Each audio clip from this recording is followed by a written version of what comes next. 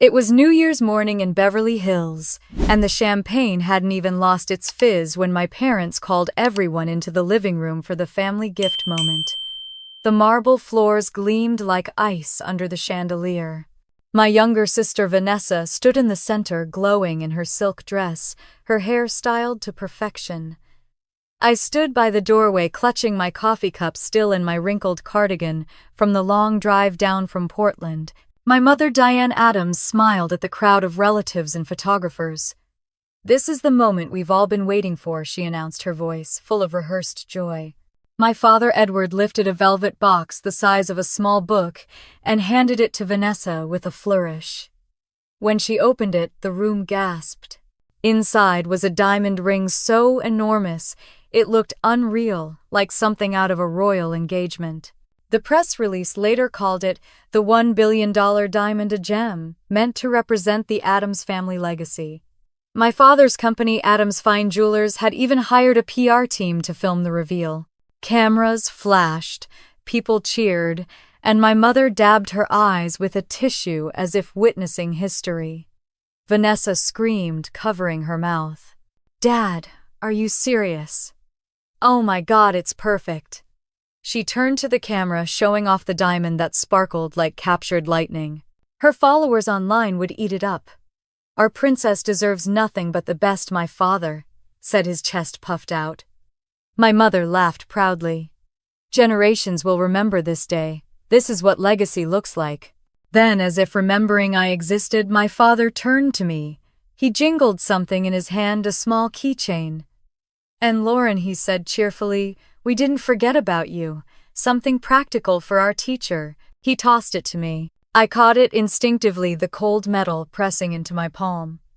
"A single car key," he smiled. "It's a 2008 Camry. Reliable. Great gas mileage." The laughter that followed was light at first, then louder. Someone muttered, "At least she can drive it to school." My aunt tried to cover her grin. My cousin whispered to his wife, "Classic Adams family, always playing favorites." Vanessa giggled, her new diamond flashing as she waved the ring for a close-up. "Oh, come on, Dad, that's not fair," she said between laughs, pretending to scold him for show. The cameras captured every second. I smiled automatically, the way you do when you're trying not to cry in public. The air smelled like expensive perfume and polished silver. My mother gestured for me to move closer. "Come, honey, let's get the whole family in the photo," she said, waving her hand impatiently. "It'll look great on the company Instagram." I stepped forward, standing beside Vanessa, as the photographer snapped dozens of shots. Her diamond caught the light like a star. My face, in contrast, looked pale and out of place among the gleam of designer clothes and champagne glasses. "Say legacy," someone called. Everyone laughed. I didn't. When the photo shoot ended, my mother clinked her glass. "To the Adams sisters," she declared. One shining with diamonds, the other shining with dedication. Another round of polite laughter. My chest tightened.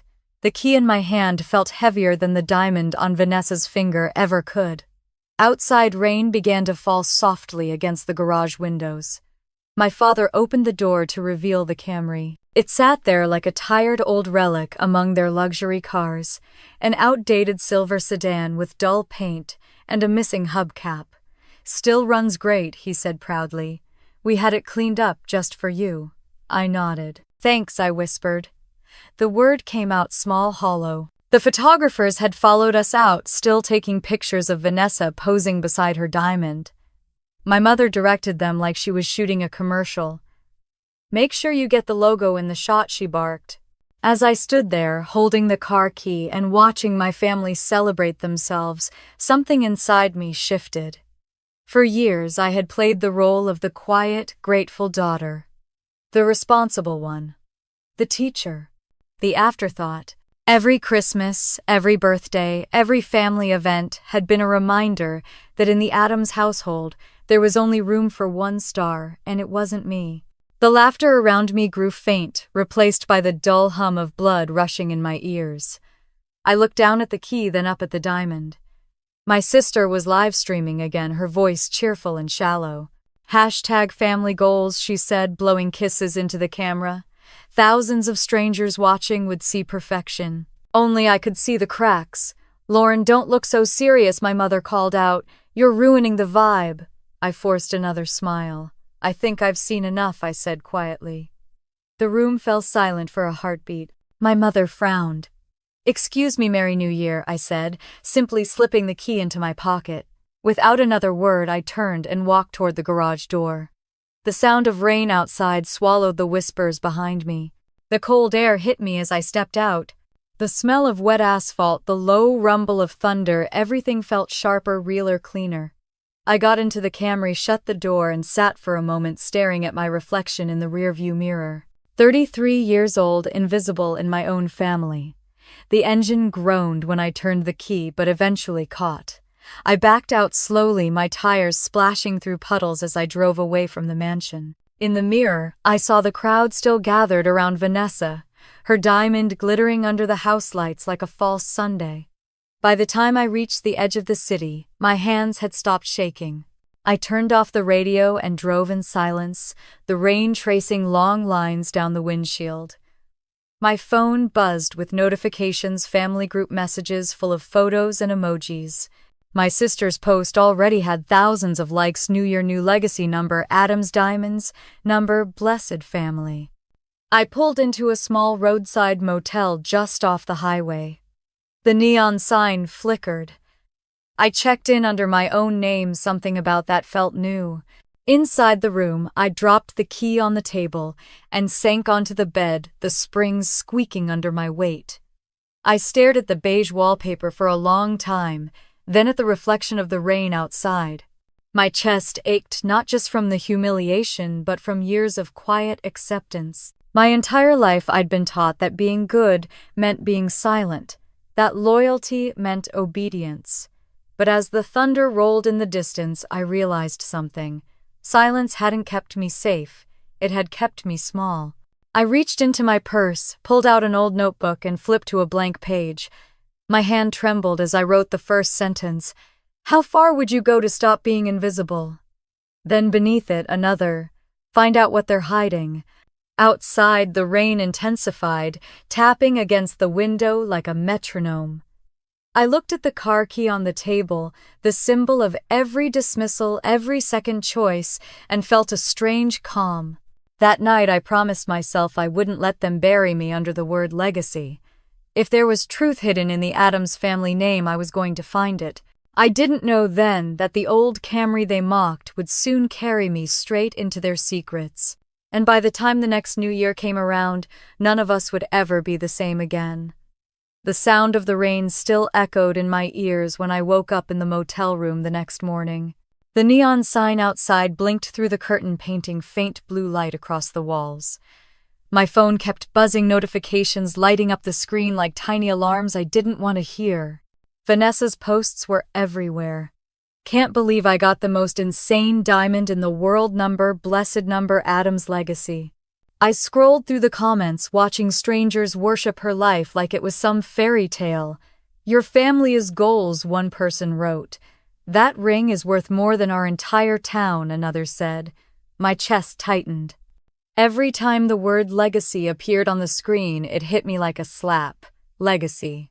My father used that word constantly at company dinners, at family events, in every toast he gave about the next generation of Adams fine jewelers. What he never said was that in his mind there was only one next generation, Vanessa.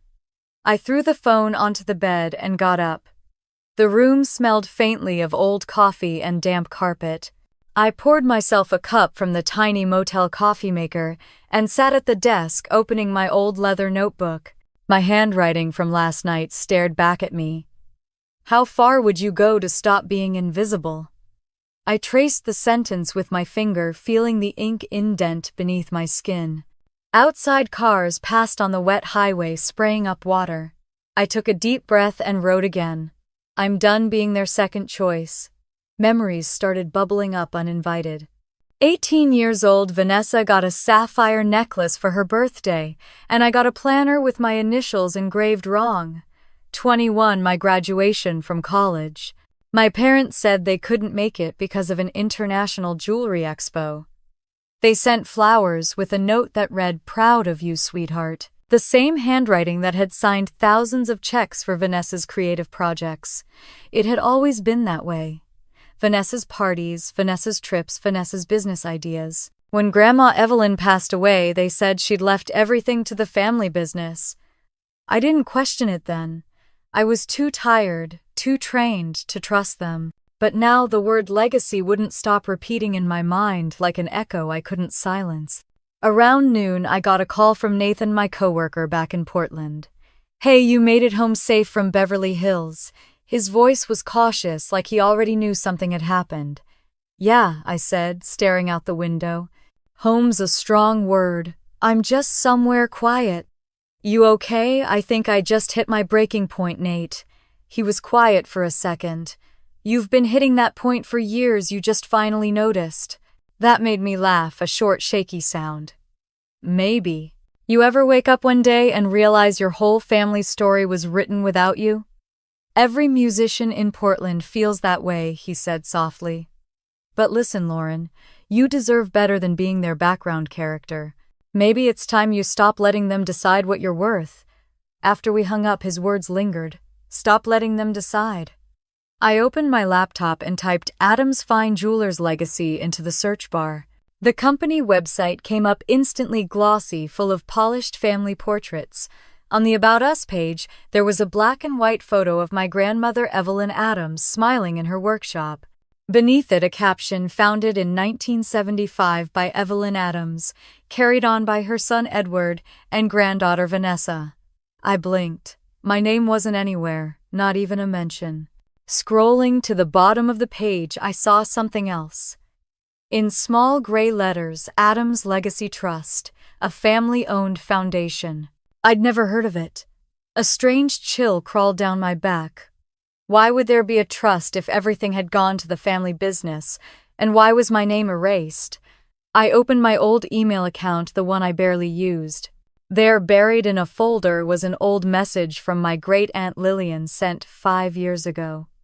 The subject line read, "Don't let them erase you from what's rightfully yours." I hadn't replied. Back then, I thought she was being dramatic. Now my hands shook as I clicked open the message. It was short. "Your grandmother wanted both you girls to inherit equally. Ask questions before it's too late." My stomach dropped. I tried calling Aunt Lillian right away, half expecting the number to be disconnected. But after 3 rings, a soft voice answered, a little breathless. "Hello, Aunt Lillian. It's Lauren." There was a pause, then a sigh of recognition. "Oh, sweetheart. I was wondering when you'd call." Her voice was warm but heavy with something else, guilt maybe.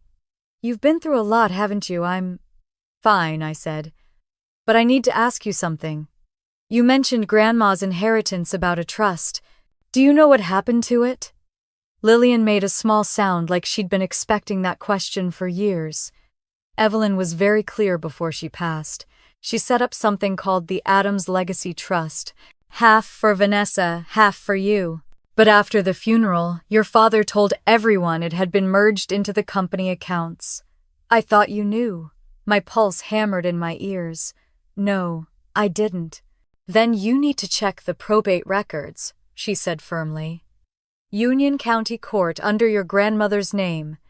If there was any funny business, it'll be in those files." I jotted everything down, my pen scratching across the page. "Thank you, Aunt Lillian." "Lauren," she said softly, "your grandmother adored you. She worried about how they treated you. I think this is her way of making sure you find your place again."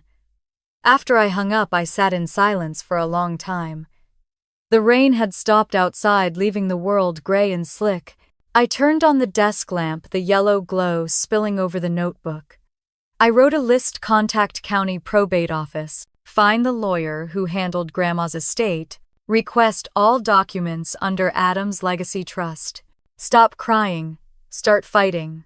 I stared at the words until they blurred. My hands trembled, but this time it wasn't fear, it was adrenaline.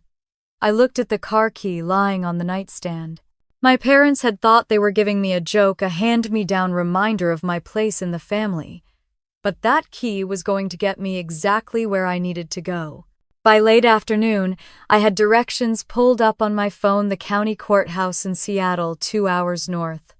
The plan felt impulsive, reckless, and completely right.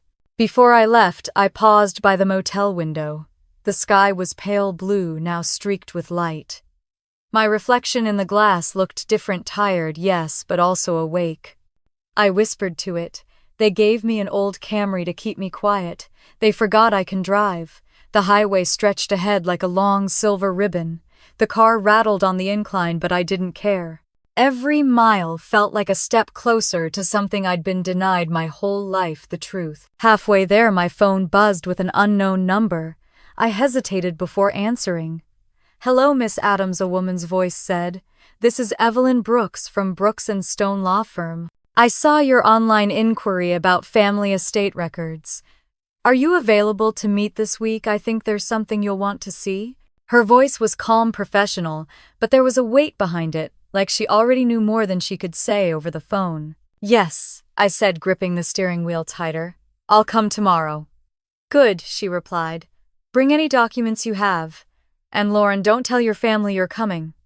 The line clicked. The sun dipped lower, lighting the wet pavement in gold. I pressed harder on the gas pedal, the hum of the old engine steady beneath me. For the first time, I didn't feel like I was running away from something. I was driving straight toward it. The law office sat on the third floor of a renovated brick building in downtown Seattle, tucked between a cafe and a florist shop that smelled faintly of lilies. When I walked in, the receptionist smiled politely and gestured toward a hallway lined with framed newspaper clippings, headlines about inheritance disputes, fraud recoveries, and family lawsuits. Each one was a quiet reminder that justice sometimes starts with paperwork. "Miss Adams, Miss Brooks will see you now," the receptionist said. Evelyn Brooks looked exactly like someone who'd spent her life dissecting lies for a living. Mid-40s, sharp suit, dark hair tied back, and eyes that studied me as if she could already sense the chaos I'd brought into her office. She stood to shake my hand, firm but not cold. "Lauren, thank you for coming. Please sit." Her office was warm, decorated with old law books and a single framed photo of a younger woman with gray hair, her mother maybe. On her desk sat a manila folder labeled Adams Estate Confidential. "I reviewed your online inquiry," she said, flipping it open. "You mentioned your grandmother's will and a possible family trust. Why don't you tell me what you know so far?" I told her everything, from the family gift disaster on New Year's Day to my conversation with Aunt Lillian. She didn't interrupt, just nodded occasionally, and took notes. When I finished, she sat back in her chair, tapping her pen against the folder. "Your instincts are correct," she said finally. "I pulled the probate file for Evelyn Adams this morning. The official record lists an estate valued at $78,000 at the time of death, most of it liquid assets from jewelry and investments. But what's interesting," she continued, flipping through papers, "is that her will explicitly divides that estate equally between her two granddaughters, Vanessa and you." The words hung in the air like a physical weight. I leaned forward. "Equally," she confirmed. "However, there's an addendum filed shortly after her death, signed by your father, Edward Adams, claiming that you voluntarily waived your inheritance rights. That document authorized transferring the full amount into a trust for your sister." My heart pounded so loud it drowned out the hum of the office heater. "That's impossible," I said. "I never signed anything. I didn't even know about a trust." Evelyn slid a photocopy across the desk. "Then you'll want to look at this." It was a single-page statement with a notary stamp, my name typed neatly at the top, and what appeared to be my signature at the bottom. I stared at it for several seconds before the letters started to blur. The signature was close, painfully close, but the slant of the L was wrong, and the tail of the N curved differently. "That's not mine," I said, my throat tightening. "I've never seen this in my life." Evelyn nodded as if she'd expected that. "Forgery isn't uncommon in family cases. We can request a handwriting analysis to confirm." More importantly, the account records show the $78,000 was transferred directly into an account owned by Adam's Fine Jewelers. 2 weeks later, a new account was opened under Vanessa's name, Adams Creative LLC, with an identical deposit amount. The trail is clear. I felt dizzy. So they took my inheritance and gave it to her. Yes, she said quietly. And if that's proven true, it constitutes inheritance fraud under state law. The word fraud sliced through the air. I gripped the edge of her desk, trying to steady myself. Evelyn leaned forward, her tone softer now. I've seen this before, Lauren. When one child is favored, the family tells themselves it's harmless, she needs it more, or it's for the good of the business. But once signatures get forged, it stops being favoritism and starts being a crime. I sat back, staring at the rain tapping against the office window. My mind replayed every moment I doubted myself, every time my parents told me I was overreacting or ungrateful. They'd lied to me not once but for years, and they'd done it using my grandmother's name. What happens next? I asked. Evelyn closed the folder. First, we file for disclosure of financial records. Then we petition to reopen the estate. If the court finds evidence of forgery, your parents could face both civil and criminal charges. She hesitated. But before we move forward, you should understand this will expose everything. Publicly. Family business records, personal finances, social connections. Once this starts, there's no going back. I exhaled slowly. They erased me. I'm not backing down. Her expression softened just enough to show respect. Then I'll have my paralegal prepare the paperwork. We'll start with a formal demand for transparency. If they refuse, we escalate. She handed me her card. Keep everything you find. Old letters, receipts, messages. Anything can become evidence. When I stepped outside, the sky had darkened to the color of steel. I stood under the awning, clutching the folder like a lifeline. Across the street, a jewelry store window glittered with diamond necklaces. The reflection of the display shimmered over the glass, bright and flawless, just like my family's image. And just as false, the next few days blurred into motion. I drove back to Portland, my old Camry chugging along the highway like an exhausted mule. Every mile between Seattle and home felt heavier with what I'd learned. When I arrived, I spent hours going through boxes in my apartment closet, old photo albums, cards, letters from Grandma Evelyn. Most of it was harmless nostalgia until I found a sealed envelope marked for Lauren. The handwriting was hers, neat and looping. My breath caught as I opened it. Inside was a short letter dated 2 weeks before she died. My dear Lauren, you've always been the quiet strength in this family. I've seen how hard you work, how often you're overlooked. I can't change the way your parents think, but I can make sure you're secure when I'm gone. Promise me you'll never doubt your worth, even if others do. Love, Grandma Evelyn. Tears blurred the ink as I reread it. She knew. She'd seen everything. That night I scanned the letter and emailed it to Evelyn Brooks with the subject line proof of intent. Her reply came within an hour. This is invaluable. Keep the original in a safe place. I'll update you after the handwriting report comes in.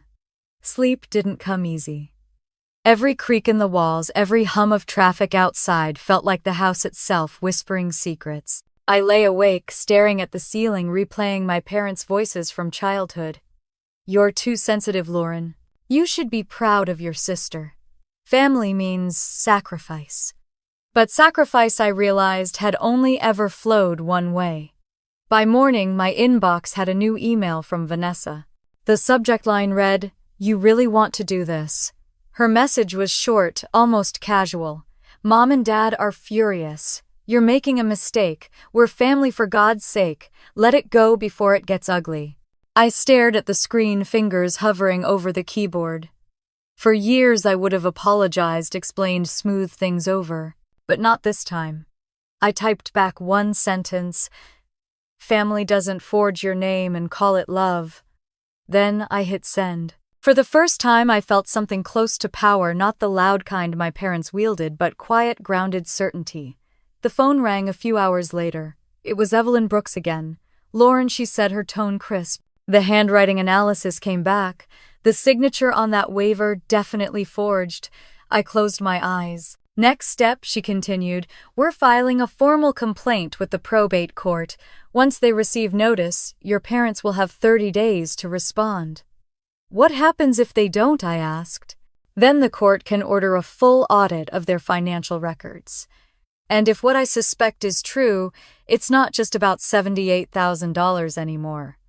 It's about years of undisclosed income." As I hung up my hands, trembled, not with fear, but with something sharper. For the first time in my life, the scales were starting to tip. The Addams family had built their empire on glitter and illusion, but I was about to show them what happens when you strip away the shine, and I had just enough light left in me to burn the truth out of the dark. The letter from the court arrived on a Wednesday afternoon, tucked between a stack of bills and grocery coupons. The envelope was cream-colored, embossed with the seal of the state of Washington. My stomach tightened the moment I saw it. The words, "Notice of pending petition." Adams' estate stared up at me like a door I could no longer avoid opening. Inside, the document confirmed everything Evelyn Brooks had warned me about. The court had accepted her motion to reopen my grandmother's estate and scheduled a preliminary hearing in 2 weeks. My parents had 30 days to respond.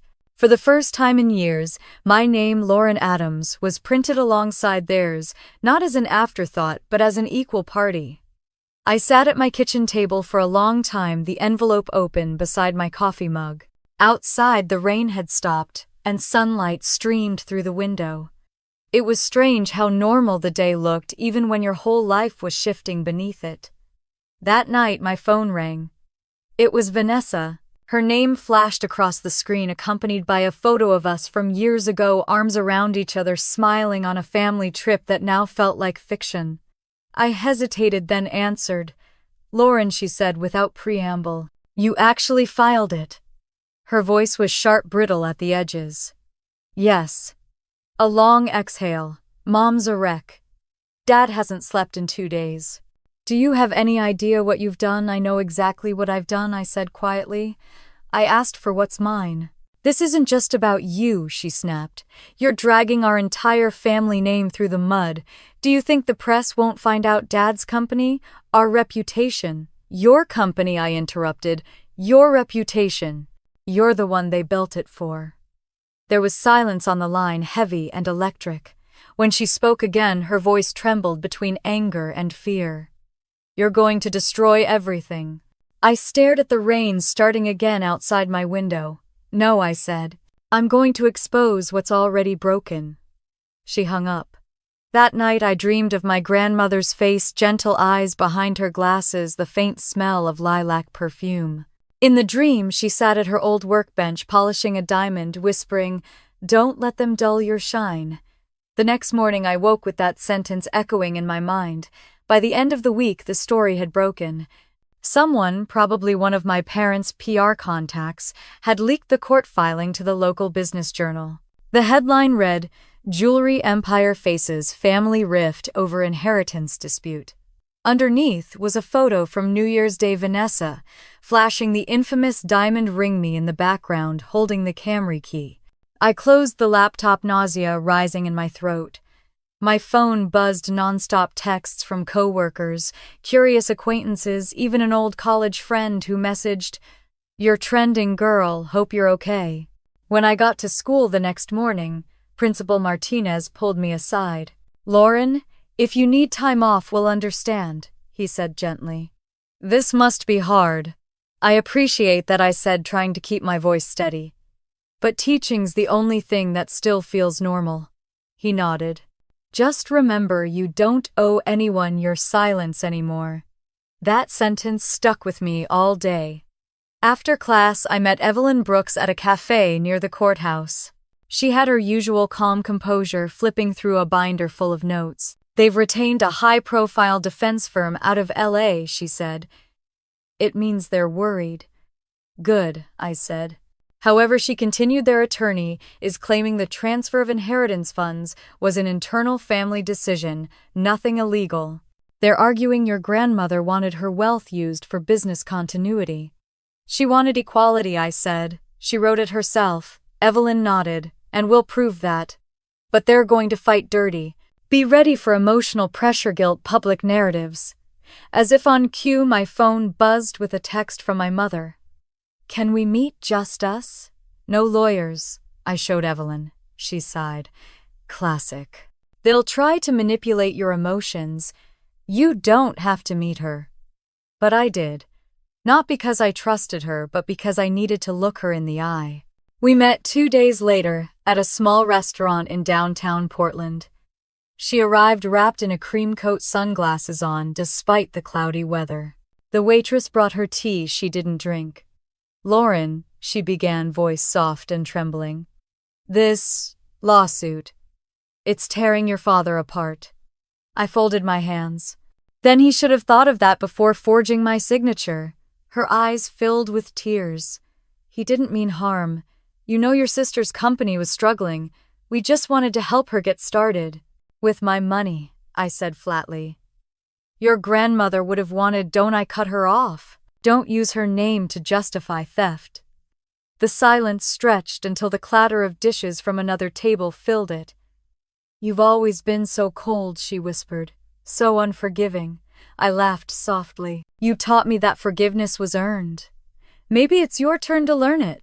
She didn't reply. She just stared down at her untouched tea. When she finally looked up, her face hardened. You're destroying this family for a few $1,000s. Is it worth it? I stood. It's not about money. It's about finally being seen. I left her there, her reflection fractured in the restaurant's glass window like a broken mirror. The following week, Evelyn called with news. We found something big, she said. Your parents didn't just reroute your inheritance. They used that trust account for multiple offshore transfers tied to the company. If the IRS gets wind of this, it won't just be civil. It could become criminal. My knees went weak. How bad? Potential tax evasion, money laundering, forged documentation. We're still pulling records. But Lauren, this goes far beyond your inheritance. For a long moment I couldn't breathe. The truth I'd wanted for so long suddenly felt heavy, dangerous. That evening I sat by the window with a glass of wine, watching the city lights blur through the rain. Vanessa's latest post flashed on my phone, a throwback photo of us as kids, captioned, "Sisters Forever." The comments were full of sympathy for her. Can't believe your sister is suing you. Stay strong, queen. I stared at the photo until my chest ached. In it I was 8, grinning with missing teeth, while Vanessa held a plastic tiara. Even back then I'd been the background to her spotlight. The next morning my phone buzzed with an unknown number. I answered, expecting Evelyn or a reporter. Lauren, the voice was male, deep, measured. This is Agent Parker with the IRS Financial Crimes Division. We've been reviewing the Adams Fine Jewelers accounts. Would you be willing to discuss what you know about the Adams Legacy Trust? For a second I thought I'd misheard. The IRS, yes, ma'am. We'd like to meet next week. We believe your case may intersect with an ongoing investigation. When the call ended, I sat frozen, staring at the rain streaking down the window. The walls of their empire were starting to crack, and I had no idea how far the collapse would reach. That night, I couldn't sleep. Every sound in my apartment felt amplified: the creak of pipes, the ticking clock, the wind against the window pane. I thought about my grandmother's ring, about my father's proud speeches, about my mother's trembling hands at the restaurant. For 33 years I'd lived in their shadow. Now the light was finally turning their way, and it was blinding. I didn't know what scared me more, that they might get away with it again, or that this time they wouldn't. As dawn broke, I packed a folder with every document I had, letters, statements, the forged signature, and placed it in my bag. My hands were steady for once. Tomorrow I'd be sitting in a federal building telling strangers about the lies my family built their fortune on. And for the first time in my life, the truth was mine to give. The federal building in downtown Seattle was colder than I expected. Everything smelled like paper and disinfectant, and the walls were the color of old rain. I followed a security guard through metal detectors and up an elevator that hummed like it was carrying ghosts. My appointment letter said, Internal Revenue Service, Financial Crimes Division. The phrase itself felt unreal. A woman with short silver hair greeted me in the hallway. Miss Adams, I'm Agent Parker's associate, Lydia Grant. Please come with me. We walked into a conference room with beige walls and no windows.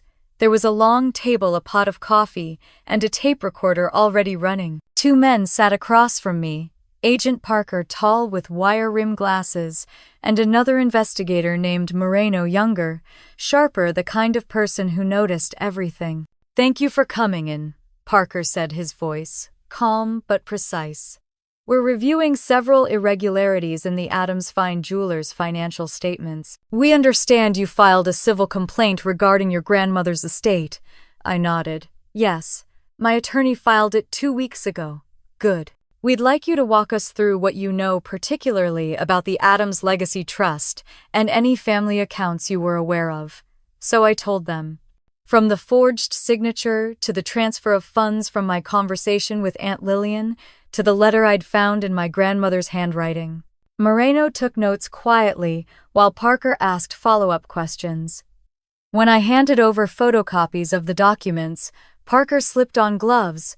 Before touching them, his movements deliberate. This helps, he said. We already had suspicions about certain overseas accounts under your father's name. Your information fills in the missing link. What does that mean? I asked. It means this might not be just a family dispute, he said. It's potentially federal tax fraud and misappropriation of trust assets. For a moment, the air left the room. Miss Adams, Parker continued, You've done the right thing by coming forward. But I need to prepare you, this will get ugly. People protect their money the way some protect their faith. I managed a small nod. I've spent my whole life protecting their comfort. I can handle ugly. When the meeting ended 2 hours later, Parker gave me his card. We'll be in touch. And Miss Adams, keep your phone on and don't contact your parents directly for now. Outside, the rain had stopped. Sunlight broke through the clouds, glinting off the glass skyscrapers. I stood on the steps, phone buzzing with missed calls from unknown numbers. Reporters probably, or maybe Vanessa. I turned it off and walked until I found a quiet cafe. Inside, the smell of espresso and sugar felt almost like safety. I ordered coffee, sat by the window, and stared at the city. My hands were trembling, but my mind was clear. I had just told the government that my parents, the people who raised me, had committed fraud. When I got back to Portland that evening, a voicemail waited on my apartment phone. My father's voice filled the room. Lauren, this has gone far enough. You don't understand the damage you're causing. Call me back immediately. I deleted it. Then another one played automatically. My mother's voice, this time soft and tearful. Honey, please, let's talk. We can fix this without strangers getting involved. I sat on the edge of the couch, listening to the silence that followed. For years I had been the fixer, the peacekeeper, the one who smoothed over cracks so the facade could stay intact. This time I wasn't patching anything. That night I went through my files again, bank statements, letters, screenshots. Somewhere in the stack I found a family Christmas card from years ago. From our family to yours, the Adams legacy continues. I tore it in half. The next morning I woke up to chaos online. Vanessa's Instagram account had posted a statement. Our family is dealing with private legal matters that have been misrepresented in the media. I ask everyone to respect our privacy and remember that no one wins when families fight. The post had over 50,000 likes. The comments were filled with sympathy for her. She's handling this with grace. Prayers for your family. Can't believe your sister is doing this to you. I scrolled through the comments until I saw one that stopped me. It was from an anonymous account, the profile picture a gray circle. Check the Cayman filings. They hid more than diamonds. I froze. Then I took a screenshot and forwarded it to Evelyn Brooks. She called within minutes. I've seen it. It's probably a tip. Anonymous sources sometimes know more than you'd think. I'll have my investigator look into offshore assets under the company's name. The next week moved like quicksand. Evelyn's team found documents linking Adams Fine Jewelers to a shell corporation registered in the Cayman Islands, Adams International Holdings. The transfers matched the timeline of my grandmother's estate being closed. When Evelyn called to confirm, her voice was steady but serious. This is enough to escalate the case. The IRS will coordinate with us. I suspect we'll see formal charges soon. I thought I'd feel relief, but all I felt was exhaustion. That evening, I met Nathan at a quiet bar downtown. He looked at me with that careful concern he always had. "You look like you haven't slept in days." "I haven't," I admitted. "It's all happening too fast. I wanted justice, but now it feels like a storm I can't control." He leaned closer. "You're not wrong. But sometimes the only way through a storm is to stop trying to hold the umbrella." I laughed softly. "That's poetic for a history teacher." He smiled. "We teach what we need to learn." His calm grounded me in a way I hadn't realized I needed. He didn't treat me like a victim or a headline, just a person trying to breathe through chaos. When I got home that night, another email was waiting from Vanessa. "I need to see you. Please. Not about the case, just us." I stared at the screen. Every instinct told me not to go, but something about the word please stopped me. We met at a small restaurant near the water. Vanessa looked different, tired, pale, her usual glamour dimmed. She kept glancing around as if afraid someone might recognize her. "Lauren," she started, voice shaking slightly. "I didn't know about the forgery. Dad handled all of it. He told me Grandma's money was part of a business fund. I swear I didn't know." I watched her carefully. "Why tell me this now?" "Because everything's collapsing," she whispered. "Dad's accounts are frozen. Reporters are calling non-stop. I didn't want you to think I was part of it. I wanted to believe her." Part of me even did. But another part, the one that remembered years of her silence, wasn't ready. "You benefited from it," I said softly. "Even if you didn't sign anything, you accepted everything it bought." She looked down at her untouched food. "I thought that's what love looked like." The sentence hit me harder than I expected. We sat in silence for a long time. When she finally looked up, her eyes were glassy. "Do you ever think we could fix this? Like, actually be sisters again?" I exhaled. "Maybe someday. But first the truth has to come out." She nodded slowly, wiping her eyes. "Then I'll tell them what I know." I blinked. "You mean testify?" "Yes," she said. "I'll talk to your lawyer. If it helps you, I'll do it." For the first time in years, she looked like the girl I used to know, vulnerable, real. As I drove home that night, the city lights blurred in the rain, and something inside me shifted again. Maybe forgiveness wasn't a finish line. It was a decision you kept remaking, one small truth at a time. By the time I parked outside my apartment, my phone buzzed with a new message from Evelyn. "Lauren, call me first thing in the morning. The federal investigators just made their move. Your parents are under review for tax evasion." I closed my eyes, gripping the steering wheel. The world outside was still, the rain falling in a steady rhythm. This wasn't just a family dispute anymore. It was a reckoning. And for the first time, I didn't feel like the invisible daughter in their story. I was the one writing the ending. The morning I learned my parents' assets had been frozen, I was standing in front of my students explaining a poem about honesty. Halfway through the discussion, my phone vibrated in my pocket. Normally, I would have ignored it, but something about the persistent buzz made my stomach tighten. When the bell rang, I stepped into the hallway and checked the message from Evelyn Brooks. "Confirmed, IRS has officially frozen all Adams Fine Jewelers accounts. Expect media fallout within 24 hours. I leaned against the wall, trying to catch my breath. Around me, students laughed. Lockers slammed, the normal world moving on like mine hadn't just shifted again. By the time I got home that evening, the story was everywhere. The headline on the business channel flashed across my TV: Adams Fine Jewelers under federal investigation for tax evasion and inheritance fraud. The news anchor spoke with the calm excitement of someone who knew scandal sold better than truth. Sources close to the investigation report irregularities in the Adams Legacy Trust, she said. Founder Edward Adams has not responded to requests for comment. His daughter Vanessa Adams, known for her luxury influencer brand, declined an interview. The screen cut to footage of Vanessa leaving a Los Angeles studio surrounded by paparazzi. Cameras flashed as reporters shouted questions.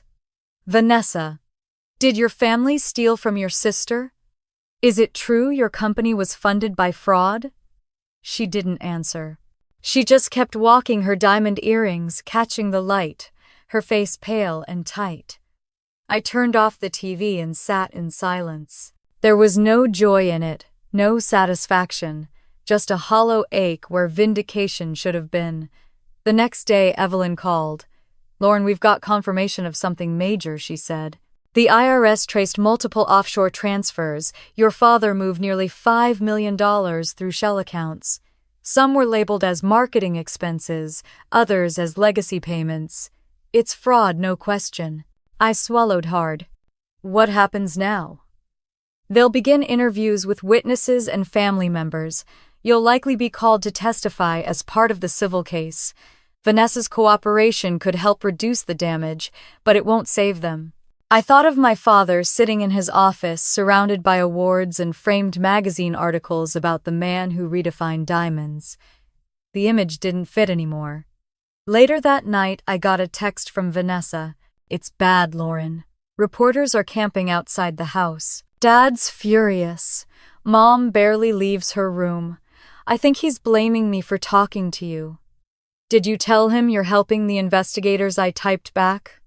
"Not yet," she replied. "He'll never forgive me." But maybe he shouldn't. The following morning I met with Evelyn in her office. She looked exhausted, a cup of untouched coffee beside her legal pad. "Your father's lawyers are trying to negotiate," she said.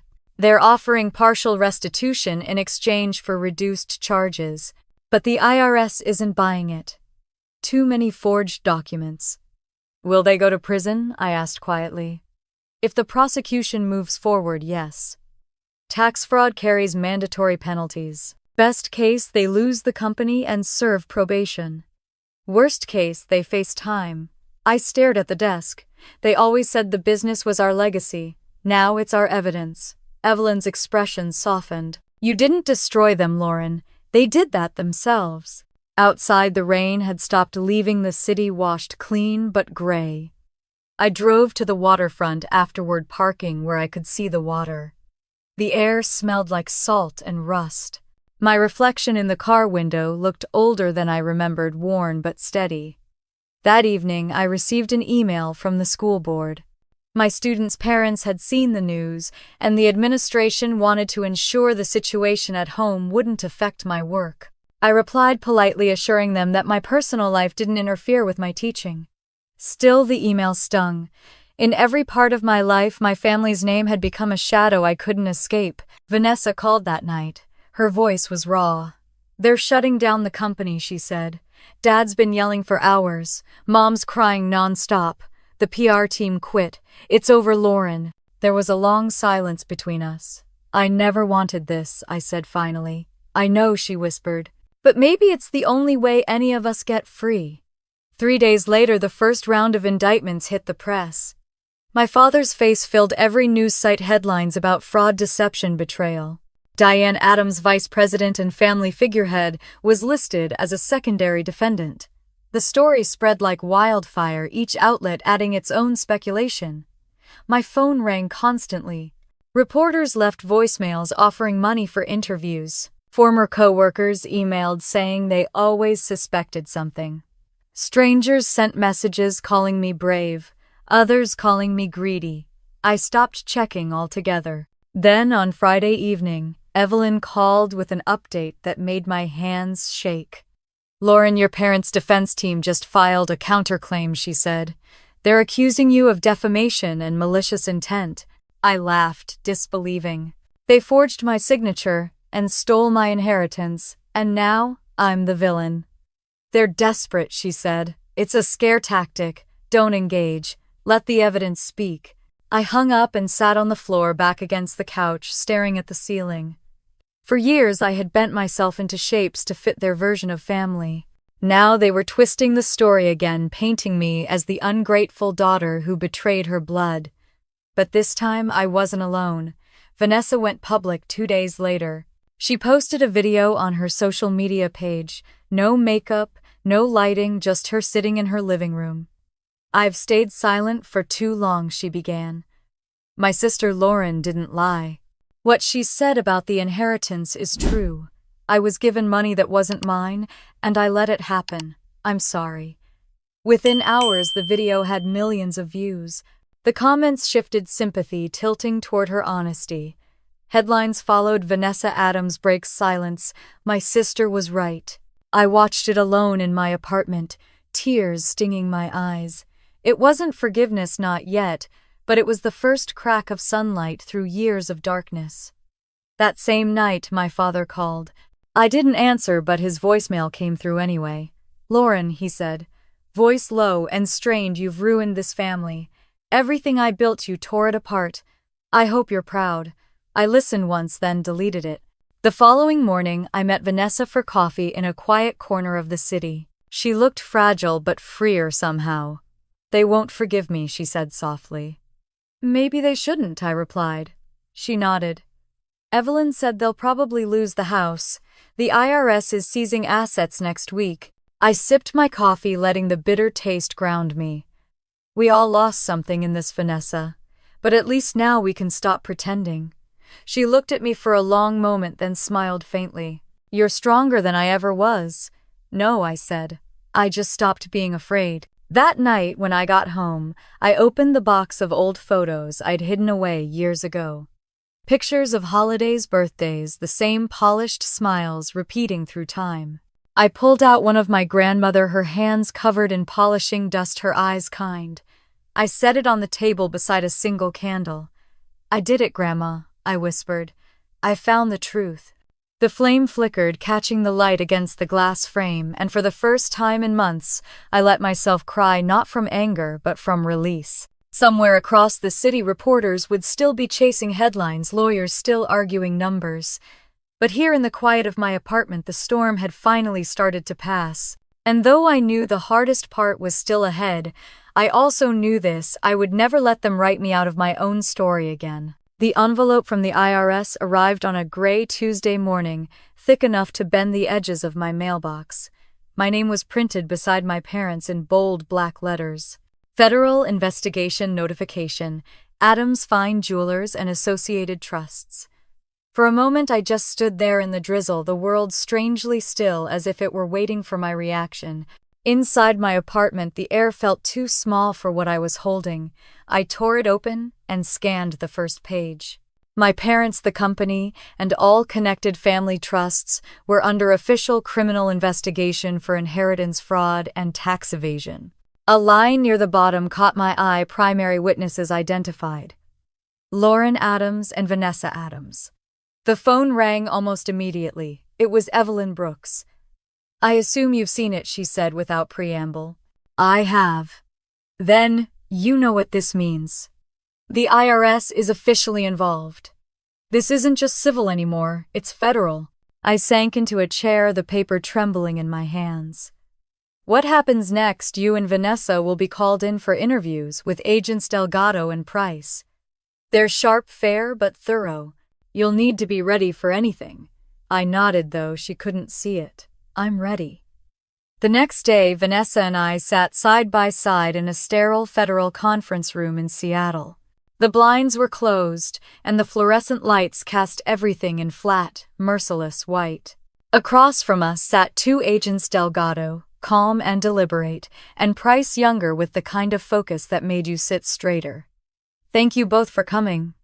Delgado began, his tone polite but detached. "We appreciate your cooperation."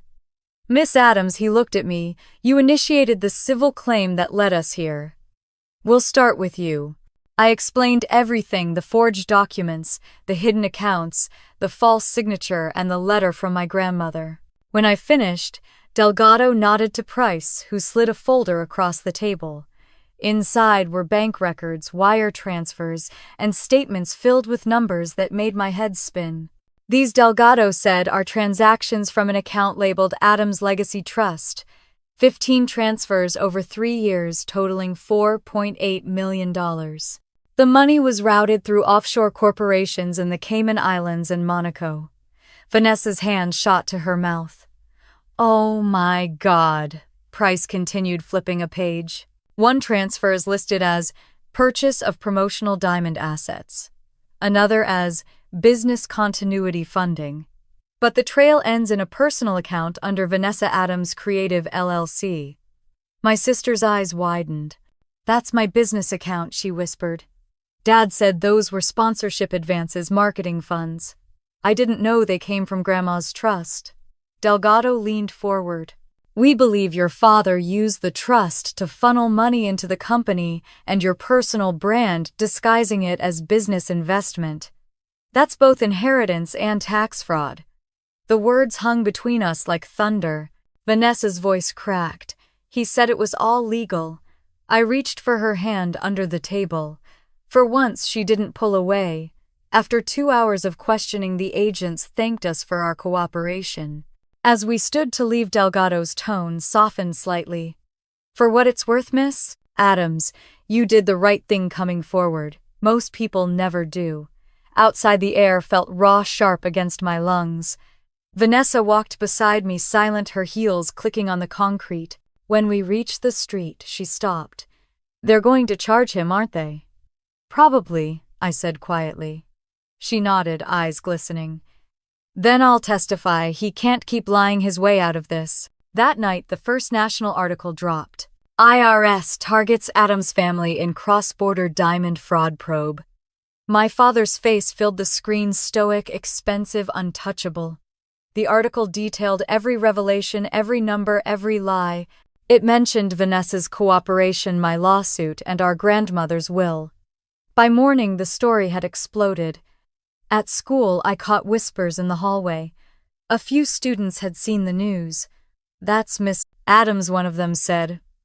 Her family's on TV. In the teacher's lounge, Karen Walsh, the union representative, handed me a cup of coffee. You okay? Define okay, she smiled gently. I've seen people go through hellier things and still teach the next morning. You're tougher than you think. I laughed, surprised by the warmth in her voice. Thanks, Karen. But even the kindness couldn't stop the flood. News vans parked near my apartment. Strangers sent messages calling me brave, others calling me ungrateful. Every part of my life had become public property. 2 days later, Evelyn called again. They're raiding the office, she said. The IRS executed a warrant this morning at Adams Fine Jewelers headquarters. My heart stopped. Are my parents? They're not arrested yet, but it's coming. Agents confiscated company records, laptops, even jewelry inventory. They've got enough to file charges within a week. The image came unbidden. My father standing in his office, surrounded by glass cases, the empire he built, shining around him like armor. That armor was cracking. By Friday it happened.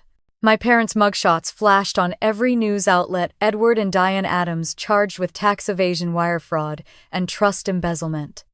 The sight hit harder than I expected. My father's expression was furious. My mother's was hollow, her eyes sunken. Vanessa called that night. They took Dad's passport, she said, voice shaking. He's out on bail, but the company's gone. The board voted him out this morning. I closed my eyes, a rush of mixed relief and sorrow washing over me. It's over, I whispered.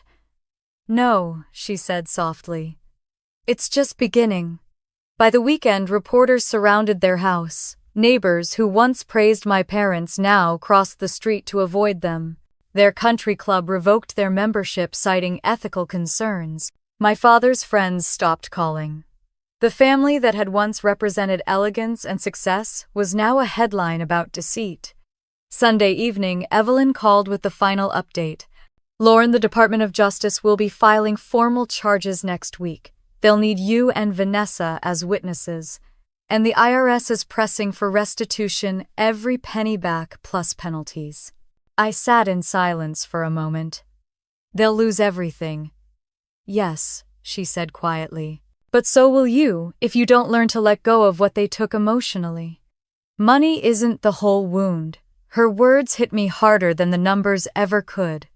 That night I walked downtown alone. The city shimmered, with neon the sidewalks slick with rain.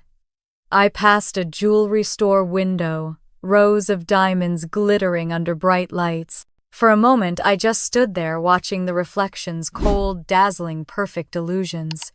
My phone buzzed. A text from Vanessa. They're talking plea deals. Mom wants to apologize. I don't know if I can face her alone. I typed back, "You won't have to." The next morning, the front page of the Seattle Times carried a single headline: Adams family faces federal fraud charges. Daughters cooperate with investigators. Below the photo of my parents walking out of court, there was another of Vanessa and me leaving the federal building together. The caption read, "Lauren and Vanessa Adams, sisters, witnesses, survivors of a family built on deception." For once the cameras didn't scare me. The truth was finally bigger than the lies. As we stepped onto the courthouse steps, Vanessa turned to me. Her hand brushed mine, hesitant at first, then certain. For the first time she said quietly, "I think we're finally on the same side." I looked at her, at the faint trace of the girl who used to share secrets with me under our grandmother's kitchen table. "We are," I said. Above us, the clouds began to part, a thin beam of light breaking through the gray. It glinted off the courthouse windows like a diamond, only this time it was real. When the knock came at my door, it was almost midnight. The sound startled me out of a half-sleep, the kind that never truly rests. I hesitated before opening it, but I already knew who it would be. My mother had a way of arriving uninvited always, when she needed something, never when I did. She stood in the hallway, pale and trembling, wearing a long coat that didn't quite hide the exhaustion beneath it. "Lauren," she whispered, clutching her purse. "I know it's late, but please can I come in?" For a moment I just looked at her. The last time I'd seen her, she was walking out of court behind my father's sunglasses covering her eyes. Now she looked older, smaller, stripped of the elegance she once wielded like armor. I stepped aside. "Come in." Inside, she perched on the edge of my couch, twisting her wedding ring nervously. "Your father's in the hospital," she said finally. "He had another heart episode this morning. They said it's stress-related." I folded my arms. "You came here to make me feel guilty." Her eyes filled with tears. "I came because I thought you should know he's sick. You might not have time to make things right." "I didn't make him lie," I said. "I didn't make him steal. You both did that all on your own." "Don't talk like that," she said sharply, but her voice cracked halfway through. "We did what we had to for the family. For you girls." I let out a laugh that sounded harsher than I meant it to. "No, you did it for the illusion of a perfect family. You built everything on a lie and called it love." She looked down at her hands. "He's paying for it now," she whispered. "Isn't that enough? Enough for who I asked? For you to sleep again, for me to pretend it didn't happen." Her silence said everything. When the conversation stalled, I poured her a glass of water and sat across from her. For a moment, we were just two women who happened to share blood and history, one trying to reclaim herself, the other desperate to rewrite the past. "Mom," I said quietly, "you always told me forgiveness makes us whole. But you never said who it's supposed to heal, the one who forgives, or the one who broke us." She wiped her tears, her lipstick smudged across the napkin I handed her. "You've become so cold." "No," I said softly. "I've just stopped apologizing." The next morning, Vanessa called. "Mom showed up at your place, didn't she?" "Yes," I said. "How did you know she's been calling me all night?" "She's trying to get us to meet Dad before the sentencing hearing." "Why?" "She said he's not doing well, that if we don't show up it might kill him." I didn't answer right away. The thought of seeing him again, of hearing that voice that once commanded every room, made my chest tighten. "I don't know if I can," I said finally. "Then don't," she said softly. "But I think I need to." By afternoon, I was sitting in my car outside the hospital anyway. The rain was steady, the kind that didn't pour, just fell relentlessly, as if time itself was washing everything away. Vanessa was already inside. I saw her through the glass doors standing at the reception desk, her posture hesitant. We walked together down the corridor, the smell of antiseptic filling the air. My father's room was at the end, machines humming in steady rhythm. When we entered, he looked smaller than I remembered.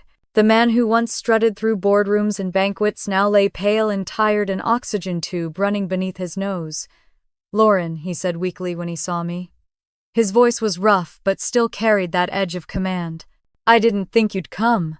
"I almost didn't," I said. Vanessa stood near the window, her hands clasped tightly. "Dad, we need to talk about the case," she began, but he lifted a shaking hand to stop her. "No," he said. "We're not talking about that.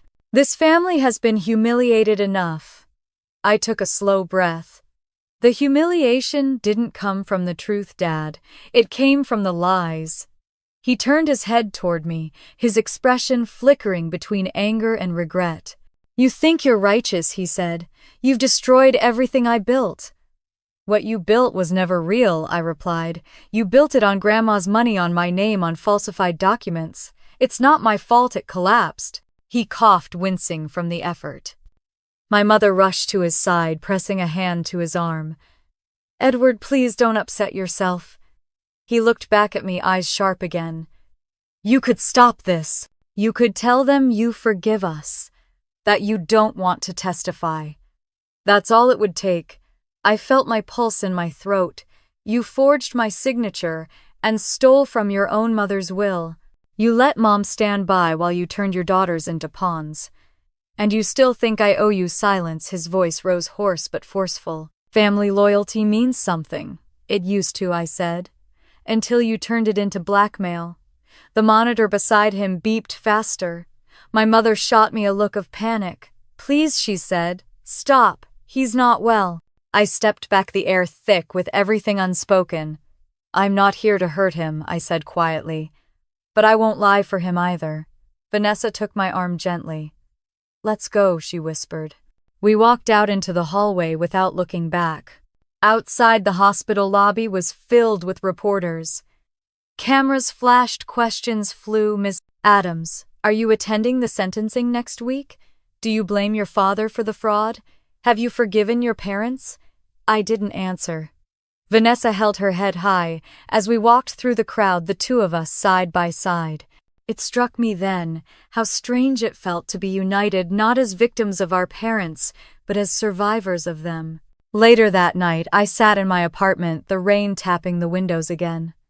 My phone buzzed with another call, Evelyn this time. "Lauren, I wanted to let you know your father's legal team requested a continuance citing his health. The judge might delay sentencing." I sighed. "So he's still trying to stall?" "Yes," she said. "But even if the court delays, the IRS won't stop their audit. They'll take everything eventually."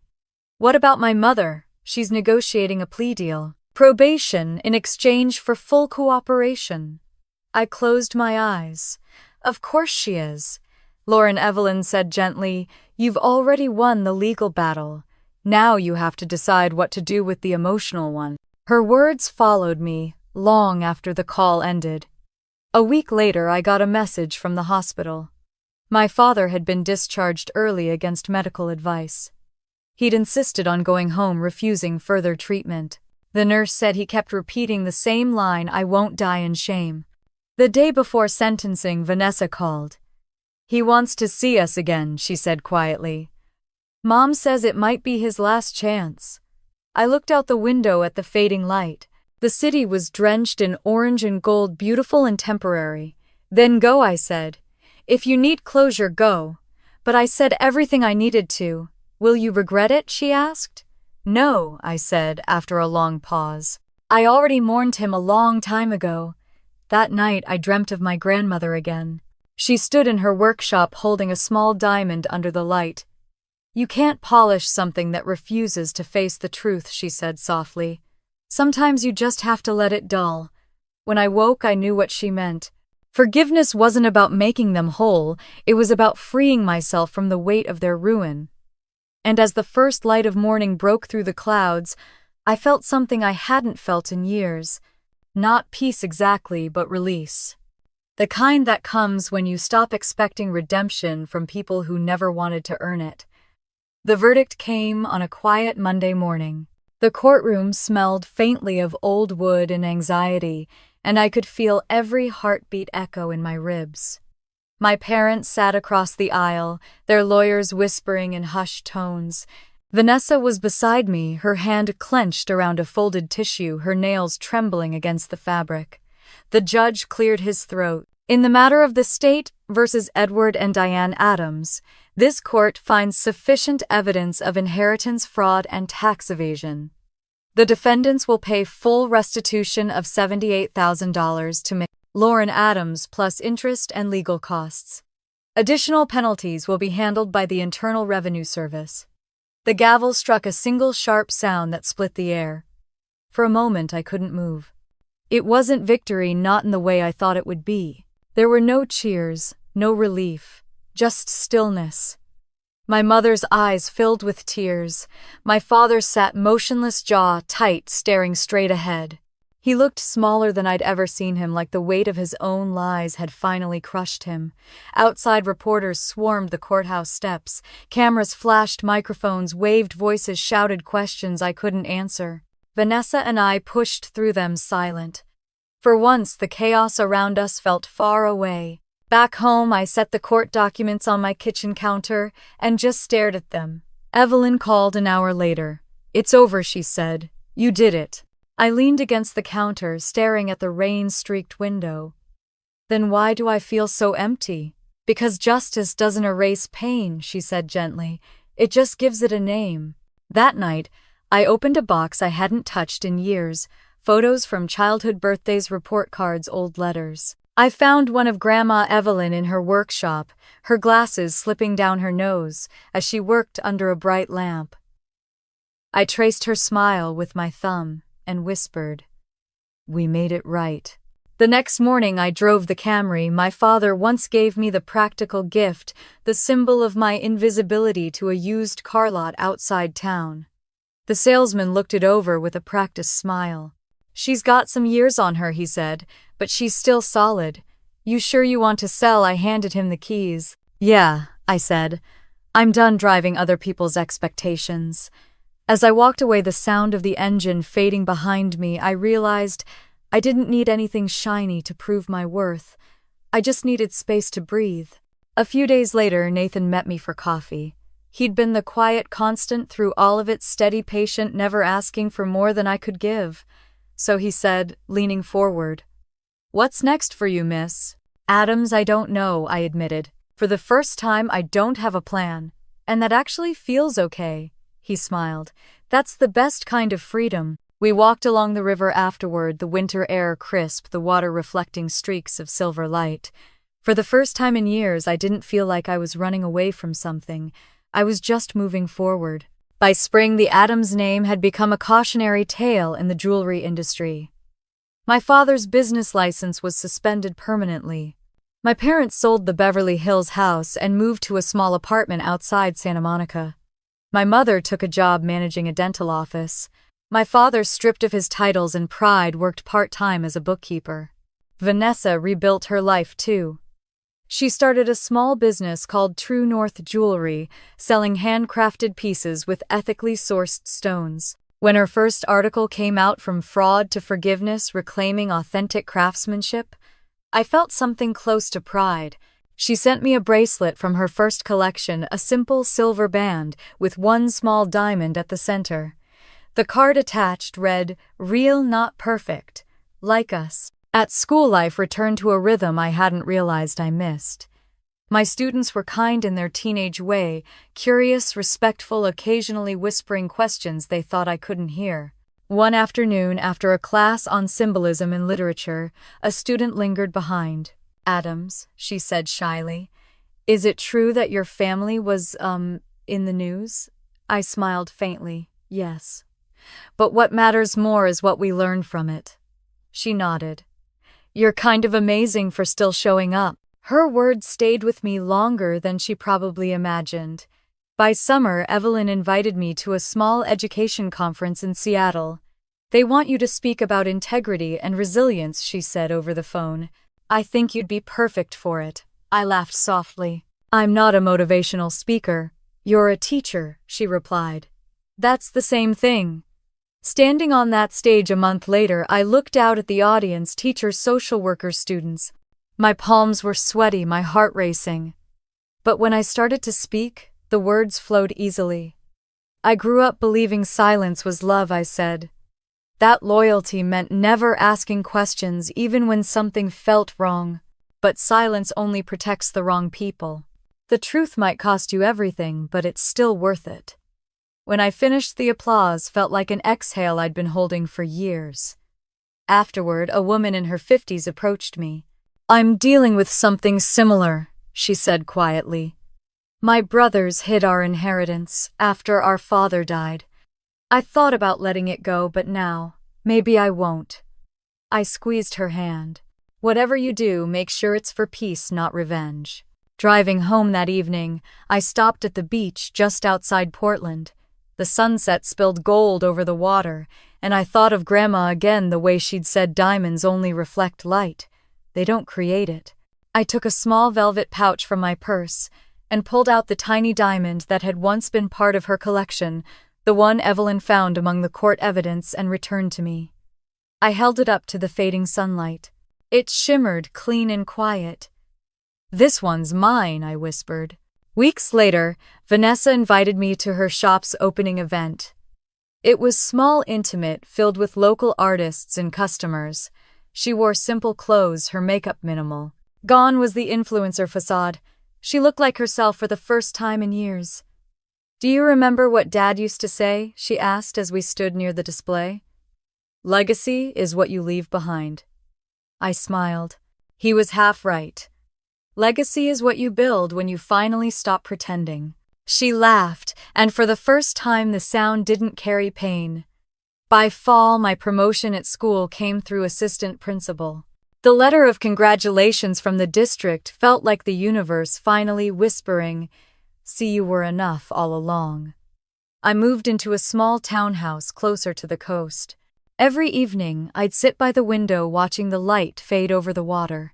The framed photo of Grandma rested on the mantel next to the diamond sealed in glass. Sometimes, when I caught my reflection in the window, I barely recognized the woman looking back, stronger, calmer, whole. Justice hadn't given me back what I lost. It had given me something better, the chance to build a life that was entirely mine. And as I closed my journal that night, I wrote the only line that still mattered. They tried to bury me under their lies, but they forgot I was the seed. It was the morning of New Year's Eve when I got the call from Vanessa. Her voice was calm, but I could hear the tremor behind it. Mom wants us to come for dinner tonight, she said. Just the three of us. No press, no lawyers, no pretending. I didn't answer right away. A year ago, that sentence would have sounded like a trap. Now it felt like the final page of a story that had already been written. Do you want to go? I asked. I think I need to, she said softly. I need to see them as they really are. No cameras, no perfect lighting. I looked out my window at the rain streaking the glass, the gray sky pressing low over Portland. Then I'll come. We drove separately, meeting in front of the small apartment complex in Santa Monica where our parents had moved after losing the house. The building was beige, anonymous, the kind of place you forget as soon as you drive past. The porch light flickered when I knocked. Mom opened the door. Her hair was shorter, now streaked with gray. She wore a plain sweater, no jewelry except her wedding ring, which I suspected she hadn't had the heart to remove. Lauren, she said quietly, you look good. So do you, I lied.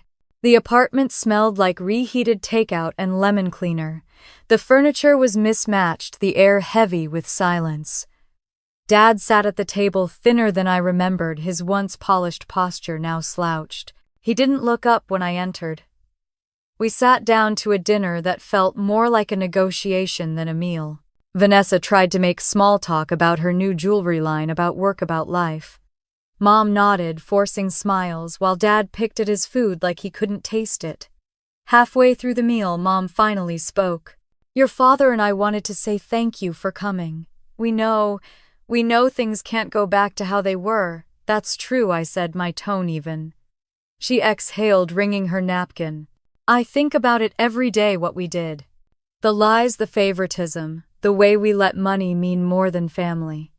If I could take it back, you can't, I said gently. Dad's fork clinked against his plate. I built everything for this family, he said. Suddenly, his voice sharp, though thinner than before. Every late night, every deal, every risk. And what do I have now? Nothing but 2 daughters who turned against me. Vanessa's voice was quiet but steady. We didn't turn against you, Dad. We just stopped letting you use us. He looked up then, eyes tired but still defiant. You think you're righteous because you dragged us through the mud, because you stood in that courtroom and let them treat us like criminals. I met his gaze. You were criminals, Dad. You stole. You lied. You forged my name. His mouth opened, then closed. For the first time, he had no answer. The silence that followed was suffocating. I could hear the clock ticking on the wall, counting down the final hours of a year that had destroyed and rebuilt everything. Mom reached across the table, her hands shaking. I know we don't deserve forgiveness, but I still hope for it. Vanessa looked down. I don't know if forgiveness is the right word. Maybe understanding is. I nodded. I can understand you, Mom. I can even wish you peace. But I won't erase what happened. Tears filled her eyes, and for once, I didn't look away. It wasn't cruelty. It was clarity. After dinner, I stepped out onto the small balcony overlooking the parking lot. The air was cool and salty from the ocean nearby. Vanessa joined me, her arms wrapped around herself. That was harder than I thought, she said quietly. Yeah, I said. But it needed to happen. We stood in silence for a moment, the distant sound of fireworks already echoing somewhere down the coast. You know, Vanessa? Said Mom told me she's been seeing a counselor. She's trying to volunteer again, something with community housing. I think she's actually trying. That's good, I said, watching the lights flicker against the horizon. Maybe this time she'll help people instead of pretending to. Vanessa laughed softly. You're still sharper than ever. I've just learned the difference between nice and honest. She leaned against the railing, her voice lower now. You think we'll ever have a real family again? I thought about that for a long moment. Maybe not the one we had, but maybe the one we're building. She smiled faintly. That's enough for me. We left before midnight. Mom hugged me at the door, tentative and trembling. Take care of yourself, sweetheart, she whispered. I will, I said. You should too. Dad didn't say anything. He just gave a small nod, his pride too stubborn to break even now. As we walked away, I glanced back through the window. He was sitting at the table alone, staring at a half-empty glass of wine. Outside, the air was cool, and the night sky pulsed with distant bursts of color. Vanessa and I stood beside our cars watching a firework bloom above the horizon. 1 year, she said, feels like a lifetime.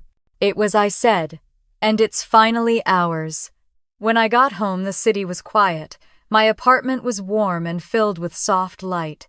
On the mantel sat the framed rose I'd kept since that Christmas morning, the one that had started everything. The petals had dried into a deep, dark red, their edges curling but still beautiful in their own way. I lit a candle beside it and poured myself a glass of champagne. The clock ticked toward midnight. On the table lay a letter I'd written but hadn't sent, addressed to my parents, though I wasn't sure if I ever would. It read, I don't hate you. I just refuse to carry the version of love that broke me. I hope you find peace even if I'm not part of it. I'm done trying to fix what was never mine to fix. The fireworks began outside, reflecting against the window like flashes of light against glass. I raised my glass toward the rose. To Grandma, I whispered. To truth. To letting go. The next morning, I woke early to sunlight breaking through the clouds. The new year felt quiet, clean. On my phone were 2 messages. One from Vanessa, a photo of her and Mom walking along the beach, and one from an unknown number. When I opened it, I froze. It was from Dad. Just 4 words, I'm proud of you. I stared at it for a long time. Maybe he meant it, maybe he didn't. But for the first time, I didn't need his approval to feel whole. I stepped outside onto my porch, the January air crisp and full of promise. The world felt wider than it had in years, like it was finally big enough to hold who I was becoming. Somewhere inside me, I knew Grandma would have smiled. Because in the end, the diamonds, the lies, the betrayals, all of it had burned away to reveal something far more valuable. The truth. And the quiet, brilliant strength of knowing I'd survived it. The first week of January felt like waking up after a long storm. The world was the same, but the air was different, lighter, like it had been scrubbed clean. My days settled into a rhythm I hadn't known I missed. Coffee at dawn, a walk before school, silence that didn't hurt anymore. At Lincoln High, the hallways buzzed with New Year energy. Students compared resolutions, teachers traded stories about holiday disasters, and I found myself smiling more easily than I had in years. The assistant principal plaque outside my new office still looked surreal. Sometimes I'd pause before unlocking the door, half expecting to see my old self, the one who doubted, apologized, and shrank herself to fit someone else's comfort waiting there. But she was gone. That Friday, Principal Green stopped by my office. "Big crowd coming to your session next week," he said. "The district loved your proposal about family resilience and student well-being." I blinked. "They approved it." He grinned. "You're the closing speaker, no pressure." When he left, I sat for a while staring out at the courtyard below. A group of students laughed near the fountain, tossing snow at each other. They reminded me of everything I'd fought for, not revenge, not vindication, but freedom. The kind of freedom that comes from telling the truth and surviving it. That night I worked late revising my presentation slides. The title read, "When Family Fails You, Teaching Strength Through Chaos." The opening line was simple. Sometimes the people who teach you the most about integrity are the ones who never had any. Saturday morning, Vanessa drove down from Los Angeles to visit. She arrived in her old blue Subaru, the one she'd bought after selling her designer car. She looked tired, but grounded in a way I hadn't seen before. We spent the afternoon in my kitchen baking brownies and drinking coffee like we used to before life got complicated. "I can't believe it's been a year," she said, licking chocolate from her thumb. "Last New Year's I was flashing that ridiculous ring like my life depended on it." I smiled. "And now you own a business that actually means something." She laughed softly. "Yeah, I guess karma finally gave me a job title I earned." She told me about her new workshop, how she was hiring young women from low-income backgrounds to train as jewelry apprentices. "Mom stopped by last week," she added carefully. "She brought lunch for everyone and said she wanted to donate some of Grandma's old tools." I raised my brows. "Really?" Vanessa nodded. "She's trying Lauren, in her own weird, careful way." "I know," I said. "I just don't know if I'm ready to open that door again." She reached over, squeezing my hand. "You don't have to. Forgiveness doesn't have to mean reunion." That night after she left, I walked to the small park near my townhouse. The winter air was cold, the kind that made your breath visible. I sat on a bench beneath a streetlight and thought about everything that had happened. The forged signature, the courtrooms, the tears, the silence that followed. For so long I thought revenge would fix something in me. I thought justice would feel like a celebration. But it didn't. It felt like a quiet, steady heartbeat, a reminder that survival isn't loud, it's consistent. The next week I stood on stage at the education conference in Seattle. The lights were bright, but I wasn't nervous. In the front row, I saw Evelyn Brooks, my lawyer-turned-friend, sitting beside Dr. Chen, my therapist, and Principal Green. Vanessa had made the trip too, beaming proudly from the second row. "My name is Lauren Adams," I began, my voice steady through the microphone. "And a year ago my family's name was splashed across headlines for all the wrong reasons. Fraud, betrayal, inheritance. Words that sound sterile until they belong to you." A ripple of stillness moved through the audience. "I was raised to believe that love was obedience," I continued. "That loyalty meant silence even when it hurt. But silence isn't love, it's fear dressed up to look polite. The day I broke that silence, I lost my family's approval. But I found myself. A few people nodded. Someone in the back whispered yes. I took a deep breath. If you work with young people, you've seen this before. The student who hides bruises behind jokes, the kid who never speaks up because home taught them not to. Sometimes they don't need fixing. They just need someone to remind them that their voice matters. When I finished, the room stood in applause. But what moved me wasn't the noise, it was the faces. Dozens of people who in some way understood. After the session, a young teacher approached me with tears in her eyes. My father manipulated our inheritance too, she said quietly. I've been too scared to talk about it.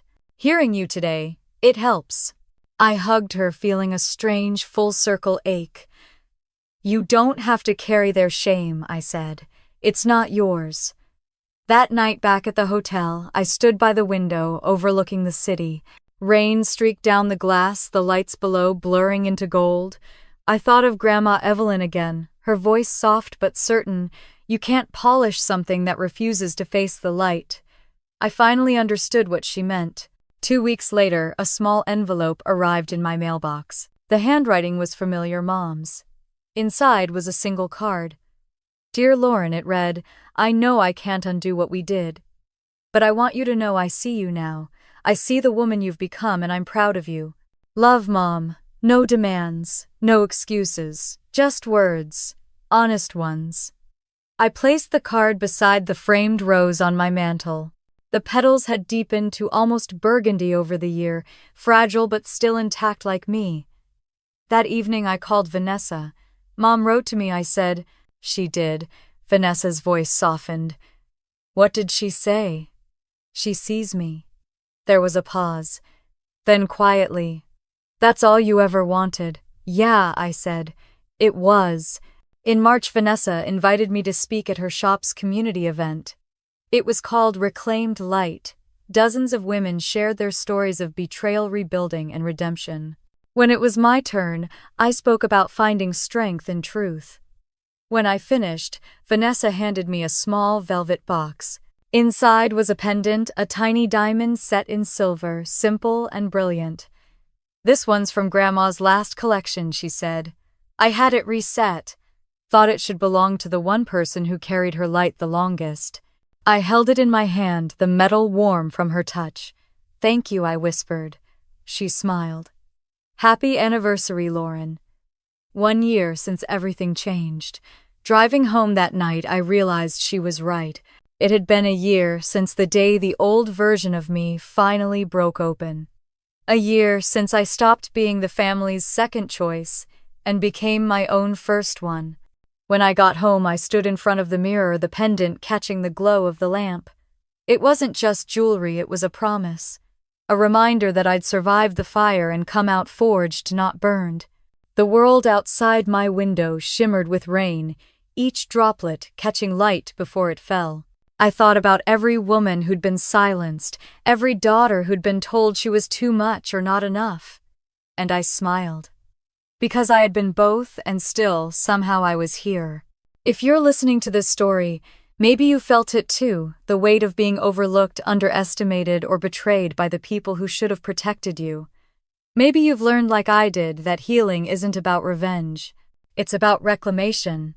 So if this story found you tonight, wherever you are, tell me where you're listening from.